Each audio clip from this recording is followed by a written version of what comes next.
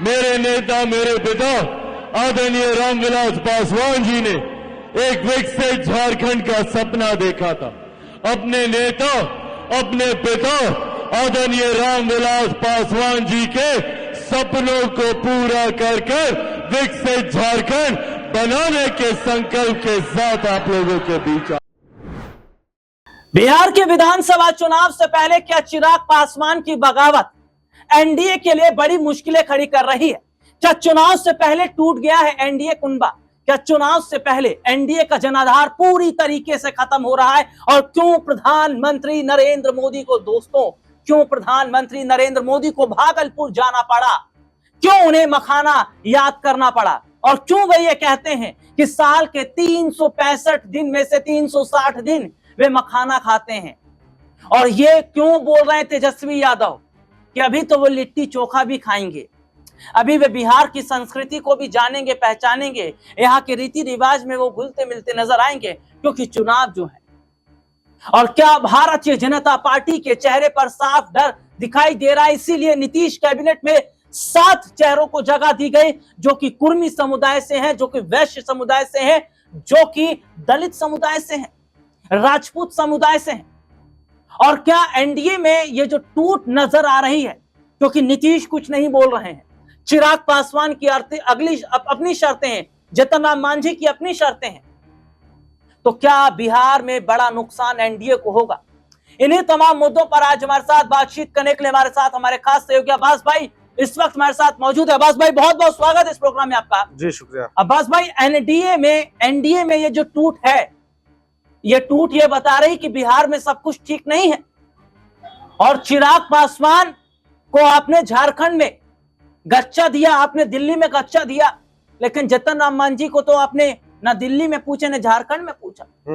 और जीतन राम मांझी और चिराग पासवान जैसे लोग कह रहे हैं कि यहां वहां गच्चा दे दिया लेकिन बिहार में नहीं, और अगर ऐसा किया तो मंत्री पद छोड़ देंगे। ये बयान है चिराग पासवान का, ये बयान जीतन राम मांझी का। तो इसको कैसे देख रहे हैं? क्या एनडीए का जनाधार वाकई टूटता नजर आ रहा है? जी बिल्कुल। अगर हम मौजूदा हालात को अगर बिहार के अंदर देखें तो बिल्कुल ऐसा लग रहा है कि एनडीए के अंदर एक बड़ी फूट पड़ने वाली है, क्योंकि जिस तरह से चिराग पासवान हो, जीतन राम मांझी हो, पशुपति पारस हो, तमाम अपनी मांगे रखते हुए दिखाई दे रहे हैं, तो मुझे नहीं लगता कि यहाँ पर एनडीए जो बीजेपी है उनकी बातों को मानने वाला है। और जब उनकी बातों को नहीं मानेगा तो फिर वो एनडीए में रुकेंगे भी नहीं, क्योंकि उनको अच्छा ऑफर है आरजेडी की तरफ से, तो वो आरजेडी की तरफ चले जाएंगे। भाई इसमें कोई सगा भी नहीं होता है, क्योंकि जहां जितना अच्छा ऑफर वहां वो चला जाएगा। और बीजेपी कौन सा किसकी सगी है? आपने देखा कि एकनाथ शिंदे का क्या हाल किया। जब तक उनका इस्तेमाल करने की जरूरत थी, इस्तेमाल किया आपने, उनके चेहरे पर चुनाव लड़ा आपने, लेकिन जब जीत गए, आपके पास थोड़ी संख्या बढ़ गई, तो क्या किया? अपना मुख्यमंत्री बना दिया। तो ये आप पर भरोसा क्यों करें? ये जानते हैं कि आपने महाराष्ट्र में क्या, ये जानते हैं कि आपने दिल्ली में क्या किया। प्रवेश वर्मा को आपने दिलासा दिया कि आपको मुख्यमंत्री बनाएंगे, रेखा गुप्ता को आपने मुख्यमंत्री बना दिया। ये जानते हैं कि राजस्थान में आपने क्या किया। तमाम चेहरों को जो साइडलाइन किया गया बीजेपी के अंदर, ये बीजेपी की सहयोगी बखूबी जानते हैं। और जब बीजेपी अपनी ही पार्टी के नेताओं को साइडलाइन कर सकती है, तो सहयोगी दलों की तो फिर बात ही छोड़िए। और चिराग पासवान ने कहा वे अपने पिता रामविलास पासवान के आदर्शों पर चल रहे हैं। जो झारखंड में वे एक बार रैली करने गए थे और उन्होंने कहा कि उन्हें वक्त नहीं लगेगा एक भी बड़ा फैसला लेने में। क्या कह रहे हैं चिराग, सुनिए जरा। मेरे नेता, मेरे पिता आदरणीय रामविलास पासवान जी ने एक विकसित झारखंड का सपना देखा था। अपने नेता, अपने पिता आदरणीय रामविलास पासवान जी के सपनों को पूरा कर विकसित झारखंड बनाने के संकल्प के साथ आप लोगों के बीच। तो दोस्तों, आपने सुना, ये चिराग पासवान जो सीधे तौर पर बगावत पर उतर आए हैं। और चिराग पासवान आज से नहीं, बहुत पहले से बगावत कर रहे हैं। इसके पीछे की क्या बड़ी वजह है, आज अपने इस प्रोग्राम में हम अपने दर्शकों को बताएंगे। और उसके साथ ही ये भी बताएंगे कि क्या चिराग पासवान और जीतन राम मांझी अब आरजेडी की तरफ जाएंगे, और क्यों प्रधानमंत्री नरेंद्र मोदी को भागलपुर आना पड़ा, और क्यों पहले से बीजेपी के मंत्रियों ने बिहार में साहब डेरा डालना शुरू कर दिया था।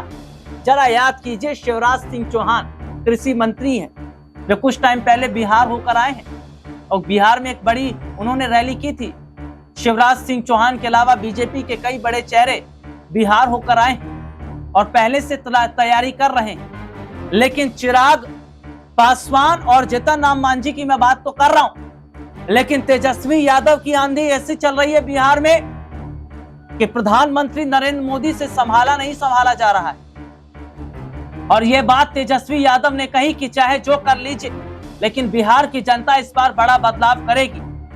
तो अब्बास भाई, मेरा अगला सवाल आपके साथ ये रहेगा कि जिस तरीके से ये देखा जा रहा है कि चिराग पासवान, जीतन राम मांझी जैसे ये एनडीए के जो सहयोगी दल हैं, ये जो सहयोगी नेता हैं, ये जिस तरीके से नाराज बताए जा रहे हैं और तेजस्वी यादव की आंधी जिस तरीके से बिहार में चल रही है, क्या ये माना जाए कि एनडीए वाकई टूट रहा है और यही बड़ी वजह है कि नीतीश कुमार को लाडला मुख्यमंत्री कहना, नीतीश कुमार की तारीफ में कसीदे पढ़ना, यानी कि बीजेपी जानती है कि अगर नीतीश पलट गए तो भारतीय जनता पार्टी का पूरी तरीके से बिहार के अंदर से डब्बा गोल हो जाएगा।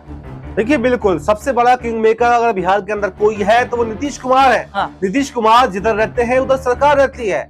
लेकिन जैसे कि नजरअंदाज यहाँ पर किया जा रहा है नीतीश कुमार को या एनडीए के दूसरे सहयोगियों को। हाँ। तो यहाँ पर अब के इस बार ये कहा जा रहा है कि नीतीश कुमार अगर आरजेडी के साथ में जाएंगे तो अकेले नहीं जाएंगे, बल्कि चिराग पासवान को भी लेकर जाएंगे, जीतन राम मांझी को भी लेकर जाएंगे। भले ही चिराग पासवान नीतीश कुमार के खिलाफ बोल रहे हो, भले ही उन्होंने उन पर सवाल उठाए हो, लेकिन वो सवाल उन पर नहीं, इनडायरेक्टली बीजेपी पर उठा रहे हैं। और बीजेपी से कोई भी बिहार के अंदर खुश नहीं है, क्योंकि बीजेपी अपने मनमाने फैसलों को थोप देती है दूसरे लोगों को। तो ऐसे में ये देखा जा सकता है। देखिए, अभी मंत्रिमंडल का विस्तार हुआ और उस मंत्रिमंडल के विस्तार में क्या किया, बीजेपी चाहती तो उसमें एक दो जेडीयू के विधायकों को भी मौका दे सकती थी। हाँ। उसमें चाहती तो जीतन राम मांझी के विधायकों को भी मौका दे सकती थी, लेकिन किसी को मौका नहीं दिया गया। हाँ। 7 नए मंत्री बनाए गए और 7 के 7 बीजेपी के बनाए गए। हाँ। तो इससे और भी ज्यादा जो आक्रोश है वो सहयोगी दलों के अंदर बढ़ गया है। हाँ। कि बीजेपी जो अभी से चुनाव के पहले से इतनी ज्यादा अपने आप को स्टेबल करने की कोशिश कर रही है और सहयोगियों को साइडलाइन करने की कोशिश कर रही है, अगर इसकी संख्या कुछ बढ़ जाती है बिहार के अंदर तो ये तो फिर पूछेंगे भी नहीं।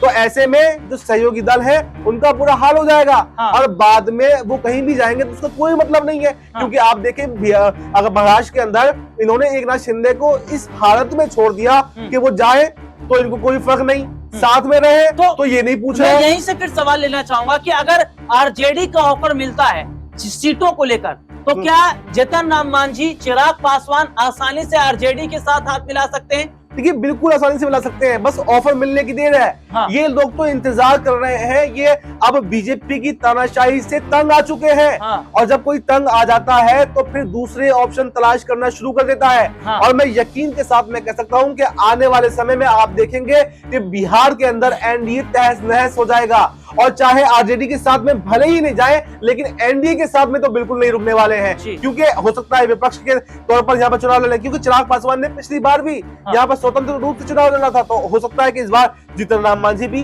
स्वतंत्र रूप से चुनाव लड़ लें, या फिर अपना कोई नया दल बना, नया जो गठबंधन है उसके साथ में भी चुनाव लड़ सकते हैं। जी, और ये वाकई देखना होगा कि चुनाव से पहले जो एनडीए का जनाधार टूट रहा है, दोस्तों एनडीए के सहयोगी दल भाग रहे हैं आरजेडी की तरफ, और यही देखकर तो पीएम मोदी हिल गए और इसीलिए तो उन्हें भागलपुर आना पड़ा। लेकिन क्या बिहार का विधानसभा चुनाव एनडीए जीत पाएगा या उससे पहले एनडीए टूट जाएगा? इस मुद्दे पर आपकी क्या राय कमेंट करके जरूर बताएं। फिलहाल आज के इस प्रोग्राम में तहीं आपसे फिर दोबारा मुलाकात होगी, तब तक के लिए इजाजत दीजिए। नमस्कार।